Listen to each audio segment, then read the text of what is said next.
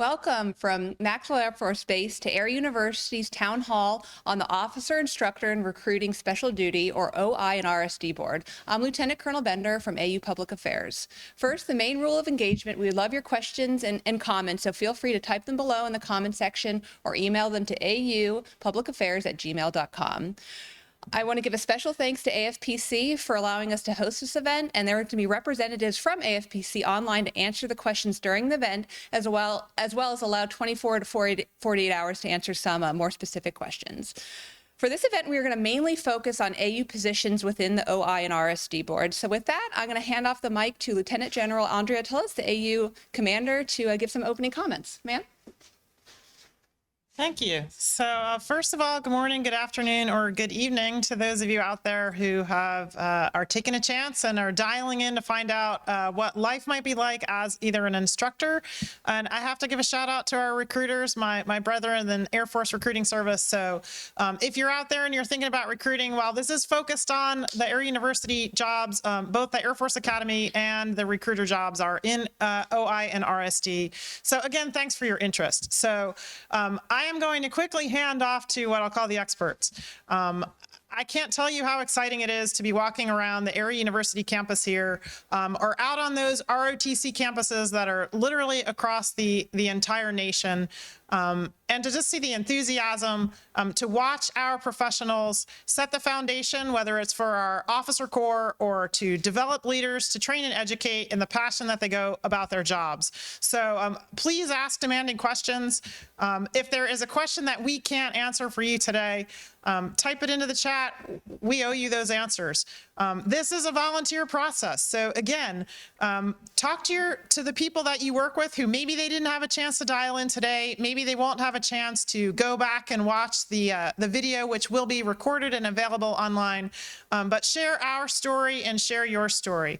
And so with that, I'd like to hand things off and get right down to business to inspire you to come work for Air University. Thanks.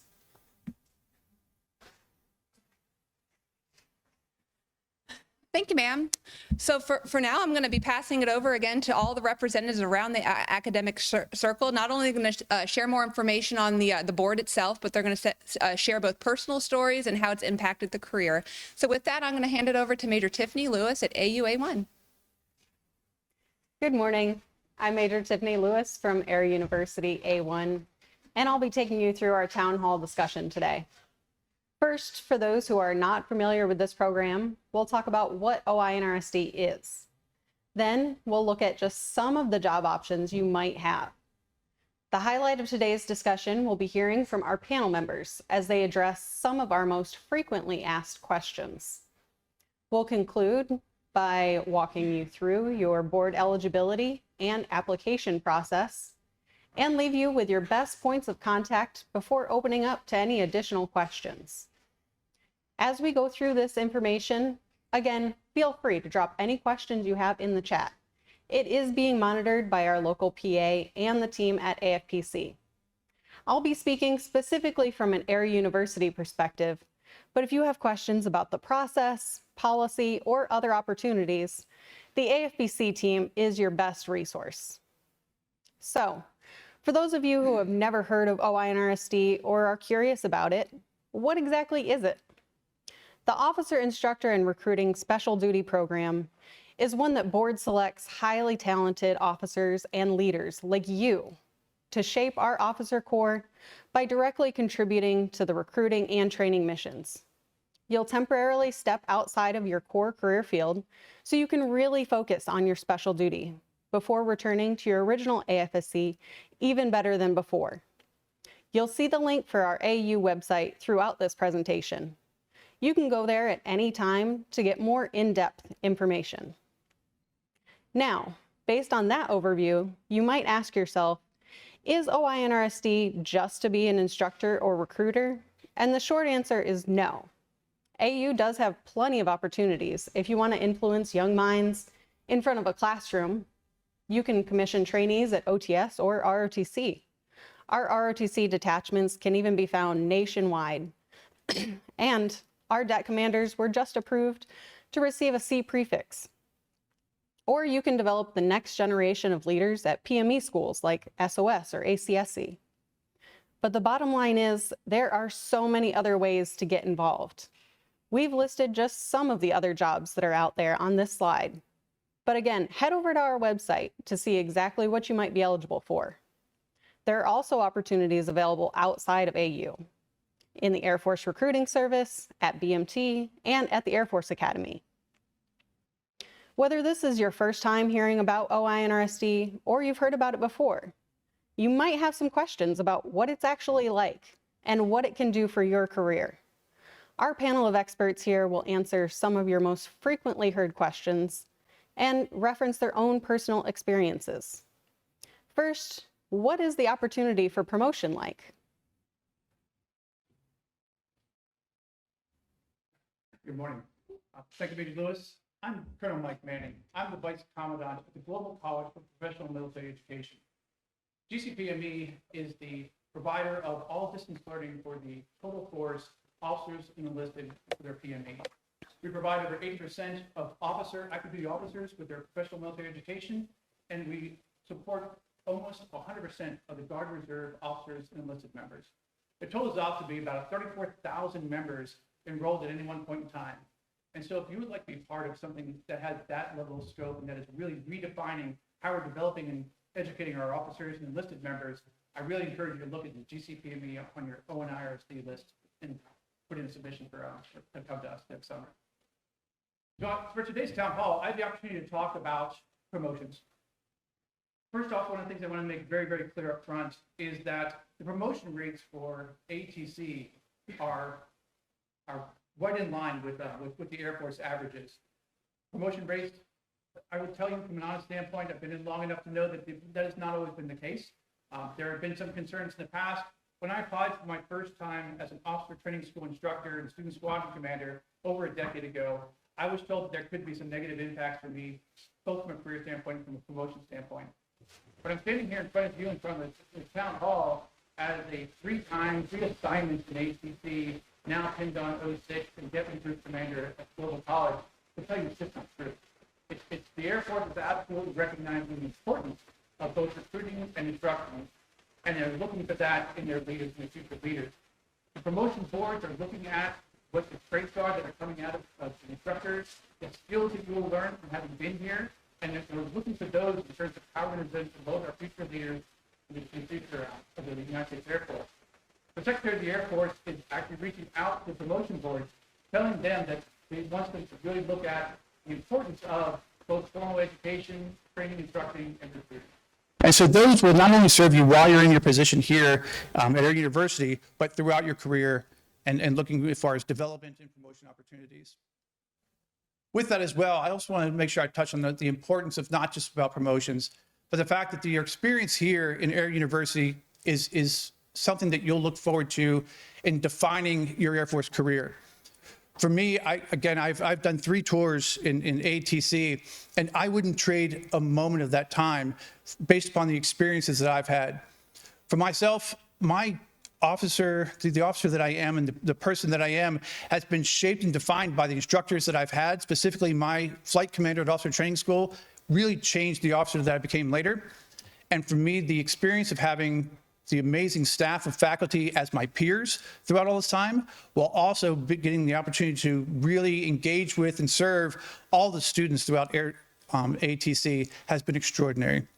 So again, I hope you can look at this as it's not just an opportunity for promotion, but an opportunity for your own personal development, as well as your opportunity to engage and influence the lives of other people. So again, hopefully you'll look at GCPME as a great opportunity for you on your OI&RSD submissions, and we look forward to seeing you on the Air University campus. Thank you, sir. Now, what kind of developmental positions are available? Hey there. Good morning, everybody. I'm Major Kyle Moyer, and currently I am the Deputy Director for the International Officer School's SOS Prep program here at Air University. And just to break that down for everyone who may not have heard of International Officer School, that is the school here at Air University that accepts officers from the U.S.'s allies and partners and prepares them to participate in schools like Squadron Officer School, Air Command and Staff College, and Air War College. And essentially what we do is we bring them in, We get them accustomed to U.S. customs and culture. We get some foundational lessons in on about the topics they're going to be dealing with at the schools they go to.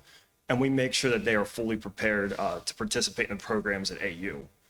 And it's just a super important program for us to reach out and deal with the high-performing officers. Now, I got there because I was at SOS as an instructor previously, and I've actually been at Air University for almost 4 years now. Now, in that time, I've had a lot of opportunities to go outside the scope of just being an 81 Tango instructor and do lots of things that help my own career development and improvement outside of that. Outside of AU, my actual career field, I'm a 21-hour logistics readiness officer, so becoming an instructor was really a big step outside of that. And while I was here, I learned and was trained on how to be an instructor, learned how to teach both in person and online virtually, had access to training programs provided by the schools or things I sought out myself, promoted by the university to get them training. And then eventually had the opportunity to transition from working at Squadron Officer School to the International Officer School because of my, just because of my experience and the credentials that I built in the office here. So saying that to say that there's lots of opportunities here if you look for them. One of the big things is most people have time to pursue an advanced academic degree of some sort. I personally had the time and the support here to work on Air Command and Staff College's online master's program, was able to knock that out.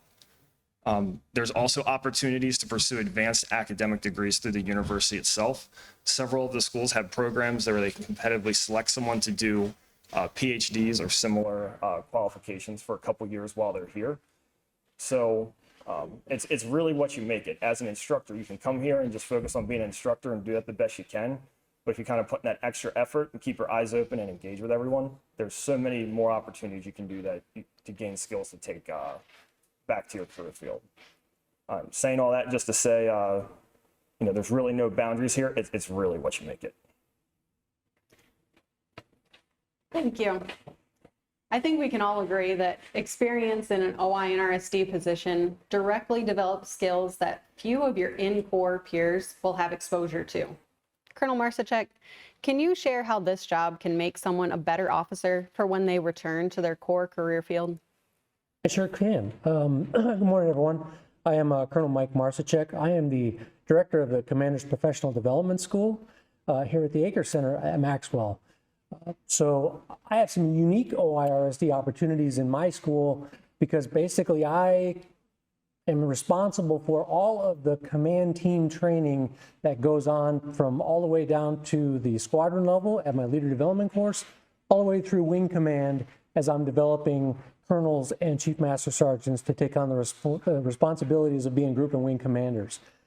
I also have the opportunity for folks to be course directors for the Living Inclusively virtual experience, which is a facilitator training course that we provide here that allows folks to go back out to their wings and use avatar-based training to help us get after some difficult human domain problems that we all face day in and day out.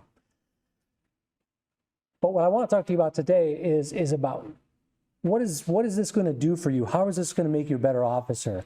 And I'll tell you, it's really foundational. It's about development and growth, right? So when we all join the Air Force, you become very technically deep, right? You learn about your Air Force specialty. It's about your functional area. It's about becoming a professional in that very younger grade, that junior grade. But the thing about that is the Air Force expects you to grow.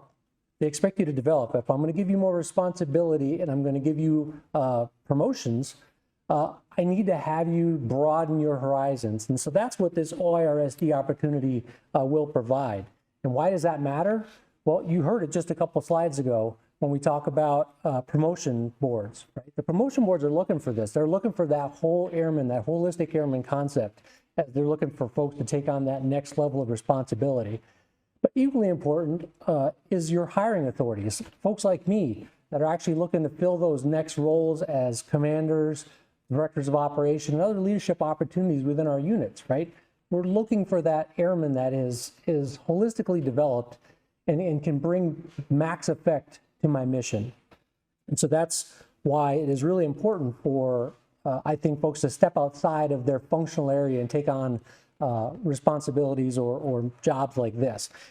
And so when we talk about the slide that y'all are looking at, really what our opportunities provide for you here is things like leadership skills, confidence, right? Confidence in standing in front of a large groups of people and leading, right? We teach you how to evaluate folks, both good and bad, which is going to help you as a leader and develop your folks once you go back into your field units. We teach you about communication skills, how you actually execute things like mission command. How do you communicate properly with folks? We also teach you about subject matter expertise, right? So it's things like joint warfare, leadership development, systems thinking, war fighting, that kind of thing. You're going to become that expert for your unit when you go back. And another great thing about being here at Maxwell is there's probably no greater place to be exposed to more senior leaders across our industry, our Department of State, and our Department of Defense. These exposures allow you to understand what kind of initiatives are going on out there across the force, as well as where the direction of our future force is going. And so it's a really great opportunity. And then finally, we also explore the major performance areas. We help you understand what those look like, as well as your airman leadership qualities, right? All those things are important because we actually get graded on those things. That's our performance reports. And so all of that matters in a nutshell, because when you go back to your field unit, you're going to be that expert. You're going to be exposed to a much larger cross-section of things than your peers. And so when the leaders in your unit are looking to understand how their mission fits into the larger Air Force, they're going to turn to you, because you're that person who is going to have been exposed to all of these things by going through an OI&RSD assignment. So I guess I'll leave you with one final question, and that question is, are you ready to join us? Thanks. Thank you, sir. Now, for those with families, what type of school systems an area offers is a significant factor. Something I hear fairly often is, will my children have quality school options? Thank you, Major Lewis. I am Lieutenant Colonel David Solhoff, and I'm the director for the Air Force ROTC Commanders Action Group. More relevant to this topic, I am the proud father of 4 children, ranging in age from 20 to 10. In the course of 9 assignments, our family has leveraged just about every possible approach to meeting their educational needs, from public and Department of Defense educational activity, or DoDEA schools, to private options and homeschooling. Also, having recently served at an Air Force ROTC detachment over 3 hours away from the closest Air Force base, I have some experience with navigating education options at a geographically separated or a dispersed unit. And yes, it can be challenging, but the keys for success for us were to get equipped with as much knowledge as we could prior to arriving, and to build relationships with our kids' teachers and their guidance counselors. Through this approach, we were able to maintain positive momentum academically, despite the significant changes we faced from going from, say, an overseas DoDEA school to a community with barely more than 25 active duty families. Additionally, many of our GSUs are co-located with other service, guard, and reserve bases that are often willing to provide advice or support. Now, as for Montgomery, I may be a little biased since we volunteered to return here a second time, but I'm confident you will find the academic setting in the River region best suited for your children's individual needs. Montgomery offers many private, public, magnet, charter, and homeschool options, and Alabama's law affords a generous berth to educate your children in nearly any manner, so long as they maintain continuous enrollment. Further, Maxwell's DoDEA Elementary and Middle School are options, not only for on-base residents, but also for off-base military families who register early. Finally, I personally can't provide a strong enough endorsement of Maxwell's School Liaison Office. The experts there know their business extremely well and have come to my family's aid several times quickly and thoroughly. If you have any questions at all, please give them a call or send them an email first. Thank you, sir. And finally, coming into a special duty, the schedule can be quite different than in someone's core AFSC. Can some of you share what the schedule and ops tempo is like? Absolutely. Thank you, Tiffany. I'm Major Autumn Ferkaluk. I am currently the Director of Staff over at Squadron Officer School. I'm a good example of the progression that Colonel Manning mentioned previously, in that I started as an instructor back in 2020 through the OI&RSD program. I was on a 2-year assignment. I am now on my 3rd year, voluntarily extending because of how much I've enjoyed it here. So I started as an instructor, which is one of the most fun jobs in the Air Force, running around outside doing Project X. Moved on to Director of Operations, which was awesome to get a little bit of a higher perspective in the squadron. And finally, after I had a baby, came back from maternity leave, was hired as the Director of Staff at Squadron Officer School. So as Tiffany mentioned, the schedule stability has been one of the most fantastic things that I have seen in my Air Force career. I come from the intel world, where you're a lot of times on shift work. Schedules can be a little bit crazy depending on what the bad guys are doing in the world at the time, right? Here we're able to look at our class schedule, which is fairly predictable over the next year. You know, we have a 5-week course, we have a week down in between, and then we have a week of training before another 5-week course. That schedule is available online for you to see, for you to plan your family vacation to Disney, you know, for next summer. And that's been fantastic for me and my joint spouse family. So we've really loved it. It's helped a lot with my husband being deployed right now. He is not in the OI&RSD program. He came here separately. So with him being deployed, that schedule stability has been fantastic for us and our families. Thank you. Hey, good morning and afternoon and evening. I'm Major Troy Kinchin. I'm the Director of Staff at Officer Training School. And I'm also excited to be here to share another opportunity within OI&RSD. Similar to our PME counterparts, one of the foundational aspects of officership is the accessions programs that ROTC and Officer Training School at OTS offer. So when you look at that work-life balance, there's a lot of thoughts out there that OTS is niched in this basic military training-like environment. I couldn't say that's further from the truth. And while there are 4:30 mornings that exist in an extremely challenging yet most rewarding and fulfilling opportunity at OTS, it's not every morning. At least I can put that rumor to rest. At Officer Training School, we're building total force leaders committed to their oath, values, and creed. We aim to be the premier leader development institution within the profession of arms. And I'm confident to share that if you take on the challenge to come to OTS, you will find it, and I can say for myself, as the most impactful leadership development opportunity in my entire career. I've never felt more equipped to go back out into the force to my functional, as both a contracting officer and experience in my past as an intelligence officer as well, and lead all functions as we work alongside a total force construct in OTS. I'm alongside every AFSC. I'm alongside people from the Air National Guard and the Air Force Reserve and my regular Air Force counterparts. And it's an extremely enriching and fulfilling environment that I would encourage you to seek out through the OI&RSD application process. Thank you.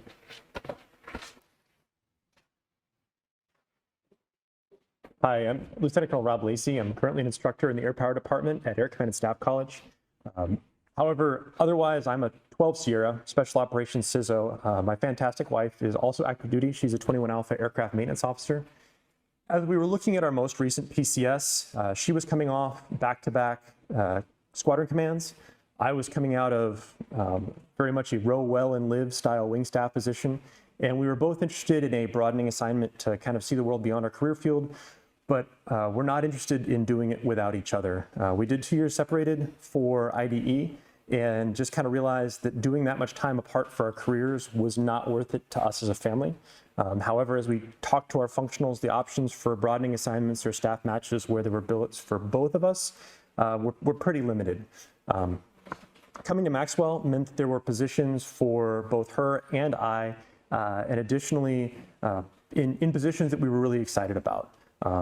Instructing is something that we're passionate about, and kind of lets us use our experiences to do good. So we were stoked, for lack of a better term, and both of us were selected from one of our top 3 bids. For her, through no fault of the OI&RSD process, the program she was selected to instruct for was actually eliminated, kind of lost funding and was canceled. But because we were coming to AU, they were able to shift her internally and maintain the joint spouse PCS. So I don't know that that would have been an option had we gone to another organization other than AU. As far as kind of work-life balance, we are still really busy, but I really enjoy what I'm doing. There's a lot going on at AU, so it is definitely not a backwater where everybody just kind of cruises. But the measure of predictability and the regularly scheduled, kind of the regularity of our schedule that we've had up to this point, it is fantastic. I don't think I've ever had this at any other point in my career. So while we sometimes spend our evenings sitting at home together, both doing work-related things, we are at least at home together. I haven't had to fly a nightline or been tapped for a last-minute TDY in over a year. She hasn't gotten any 3 a.m. phone call from the command post. And she hasn't had to worry about who's on GR series orders before she tries to take leave. So from that perspective, it's been a really nice change for us as a family.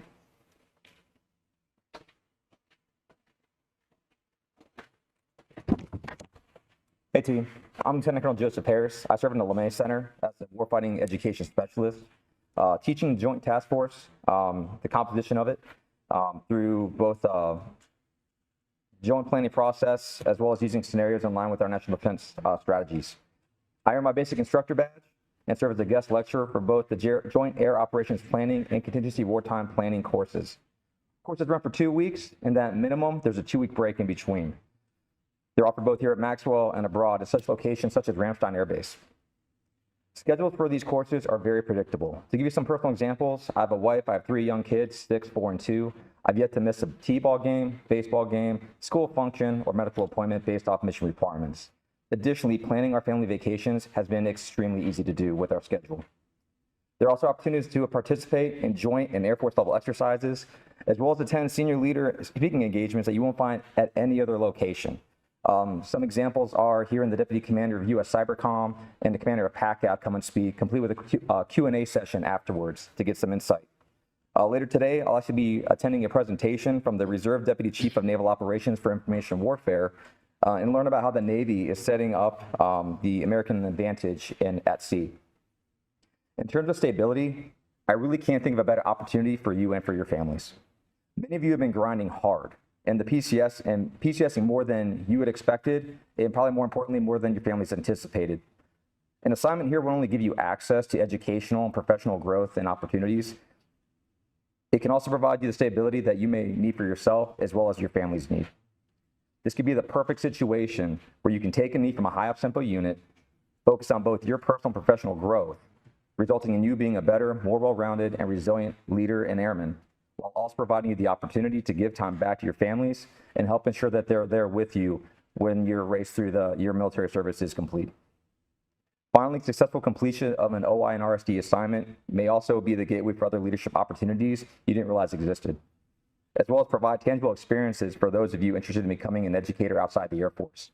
For all these reasons and more, I can't stress enough how great an opportunity this is for you and for your families, and I hope you all apply and become part of our team. Thank you. Thank you all for sharing your perspectives. Now that you've heard all about the jobs and opportunities available through OI&RSD, you might be wondering what you need to do next. The nomination process PSDM for the upcoming cycle was released via MyPERS last week, and it is now available on MyFSS. If you're eligible to apply, you should be sent an automated link from MyVector. One of the most exciting exceptions to eligibility this year is the time on station requirement. If you're applying for positions specifically at Maxwell Air Force Base under OI&RSD, the date arrived to your current CONUS duty station can be as late as March of this year. For any other positions, you'll need to have arrived your current CONUS location by September of 2021 or earlier. Some more specific eligibility requirements can be found in the PSDM, and position-specific requirements are located on our AU website. Bottom line, if you're interested in applying, but you're not sure if you're eligible and you don't receive a message from MyVector, just reach out to AFPC and ask. Their contact email is listed on the POC slide coming up. So once you've determined your eligibility, you'll be able to apply in MyVector between 8 and 24 May. It's very important that you also talk to your senior rater about your desire to be considered. They'll need to submit their endorsement on your application by 31 May in order for your name to be forwarded to the board. The board will be held the last week of June this year with a candidate list projected for release in July, meaning that candidates will be able to apply for specific positions in July and going into August. It's very important to note that you should be able to apply for multiple positions. Unlike the traditional assignment process, if you can't be matched to one of your choices, you won't be selected at all. So you're highly encouraged to apply for as many positions as you're interested in to maximize your chances at being successfully matched. Once the bidding window closes, AFPC will make final assignment matches and release a selection PSDM to notify you if and where you were matched. As we near the end of this briefing, I will leave you some resources and contacts should you have any questions later. AFPC's information, formerly found on MyPERS, has now been moved to MyFSS. And as I've said, all the AU specific information you might need can be found on our AU website. If you need to reach out to either AFPC or AUA1, our information is listed here as well. Many of our organizations have listed direct contact information on this next slide, but if there's an organization you don't see or you don't know who to direct your question to, please send an email to our AUA1 org box and we'll make sure it gets to the right office. That is all for me. I'll turn it back over to Lieutenant Colonel Bender to address any questions you may have entered in the chat so our experts can answer anything else you'd like to know. Awesome. Thank you, Tiffany. Yeah, we're getting a lot of great questions. I'm not going to go over all of them. I'm just going to go over the top 3 or 4 ones that I've noticed in no particular order. The first question I got is regarding ROTC, just general information on what that program looks like, the jobs available, and how to apply and whatnot. So with that, I'm going to turn it over to my SME from ROTC. Thanks, Colonel Bender. So I know a big question out there is how many locations are hiring for this go around. And though that number is going to vary on a routine basis as positions become available or do not become available based off of PCS's retirement separations and whatnot. Right now, we're expecting about 30 detachment command positions and about 90 locations overall that'll be hiring into ROTC instructor positions. Now, I will provide a bit of a plug for putting as many locations as interests or you'd be willing to serve at. And I'm 100% confident no matter where you go, number one, you're going to get the support you need to be successful there from your headquarters in Air Force ROTC and your region. And number two, you're going to find something exciting no matter where you end up in the country. We have ROTC locations at 145 host universities, 47 states, and Puerto Rico. And every single one of those locations provides some opportunities that you probably aren't even thinking about right now, from getting involved with the communities to exploring the local regions to discovering new friends. So please, please, please put as many locations down as you're willing to serve at, and I'm very confident that you will not be disappointed. So for my next question, poor Major Lewis has been briefing, so she doesn't know this is coming to her. But the question is essentially, if I apply for OI and RSD, can I apply for other command opportunities that are either in Corps or just other opportunities available? And I think the answer is generally speaking, it's situational dependent, but yes. But do you have anything to add to that, Tiffany? So I would encourage everybody to check the chat. I am confident that AFPC has entered their own information on this question as well, and they are definitely the experts on the process. But yes, applying for OI&RSD does not restrict you from being able to apply for other things. That being said, if you are on the current winter VML, you are ineligible to apply. But other than that, I know people are eligible for their command look or IDE, SDE, and this does not preclude you from applying for those things as well. Should you be selected for multiple things, AFPC will work with you and see which one is going to be the best fit for you and your career. Thank you. For the next question, it's if I'm eligible for command, will doing OI and RSD for 3 years limit or hurt my opportunities for command in the future? Hey team, so to answer this question on a personal level, prior to my assignment here at LeMay Center, I was a DO back at basic military training with the 737 Training Support Squadron. If you recall from when I was speaking during my portion, having that experience could open up leadership opportunities you didn't know existed. Coming here, I got picked up on the candidate list for Squadron Command, and then I also got hired to go back to basic military training. I'll be heading out there reporting this July.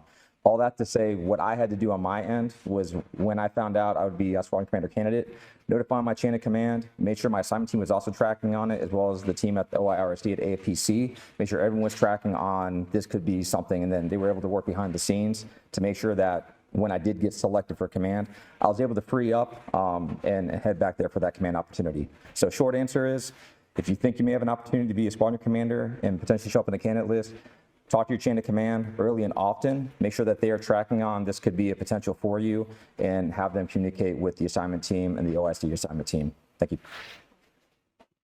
you. For the next question that we got in our Gmail account, it was, if I apply for a position in OI&RSD and I do not get it, can I potentially apply for the unfilled positions that did not get selected, and where can I find that list? Well, the answer, ladies and gentlemen, is emphatically yes. There are opportunities. So here's kind of how the process works, right? The PSDM comes out and you see all the matches. And you're disappointed right now because your name's not on that list. However, it may just be because of the limited amount of jobs you applied for, and so maybe you just didn't match up correctly with the openings that were there. But along with the PSDM is also the list of unfilled OI&RSD positions, folks that didn't apply for these positions. And so as a volunteer for OI&RSD, you do have the opportunity to go in and volunteer for those positions that have not been filled. And I'll tell you, from a personal perspective, that is exactly how I filled all of my director billets this past year, was because initially I don't think folks, maybe I didn't do a good enough job selling my jobs. I'm not sure what it was, but folks didn't apply for my jobs in enough that I was able to actually get them all filled. And so basically what we did was we went back out and asked for folks who were still interested in doing OI&RSD if they'd be interested in fulfilling my jobs. And they did, and I filled them all. That said, I'm just letting you know, my jobs are going to be available again next year. So look for my jobs on the list. But anyway, it's a great opportunity. I would highly encourage you, when you do apply for OI&RSD opportunities, to put a long list of options, right? Because even if your first 5 or so you don't get matched up with, you have a better opportunity of actually getting an OI&RSD assignment if you give them more opportunity to say yes. Thank you, sir. And we have a lot of other questions and kind of trends I've noticed is one, where can I find the PSDM, as well as more specific on jobs. And I'm noticing some of the questions are coming from jobs that aren't Maxwell based or potentially in other locations. So I'm just going to take this last opportunity to plug our website. Air University made a specific website for our positions. You can go to our main page and look for instructors, but in there, and we'll have a link in the comment section, but in there you can not only find all the positions here, we post a link to the PSDM that will go to my FSS. So you can not only learn more information about our positions, but all of the other great instructor and recruiting positions out there. And with that, I just want to thank you all for tuning in. We're going to be answering your questions over the next 24 to 48 hours, and have a good day. Thank you. I've gotten really close with a lot of the fellows that we have from ACSC who come in and work at SOS for a while. That has been like the best opportunity for someone like me in my position, getting to know people who are a little bit older, more experienced from different career fields, getting their perspective on things. And I feel like by doing that, I'm kind of getting that same perspective I got when I came through SOS. When I came through in 2016, I didn't really have high or low expectations for SOS coming into it, but I had a great experience. My instructor, she was new at the time, did an awesome job. Really got to know the classmates well, and the big thing for me was their focus on self-reflection, getting to know yourself better, to know your team, and kind of leadership through that lens and that perspective. Just by being the instructor, we're not saying we're better than you or, you know, more experienced or anything. This is just our job, is to bring you guys this great experience. We're learning from, whether it's, you know, our bosses here or the fellows or any of our mentors in the school. We're learning from them, but we're learning from the students just as much. I mean, the first thing I tell them, it's, you know, hour one, day one, we sit down, as I say, I'm a captain just like you guys. We're students as well. The only difference is I've been through SOS and you haven't, and I'm here to guide you through it. That's the greatest thing, especially when we're in here and we're in res. Having that one-on-one time talking to students, or, you know, in small groups after class outside of the official curriculum, you know, it's just as good for us to get that networking and that crosstalk with everyone. My goal coming back here was to kind of return the favor and give that same experience to students that are coming through now. The instructor gig sounds like, you know, a good job that's really rewarding, with a small footprint but big impact on, you know, lots of people in the Air Force.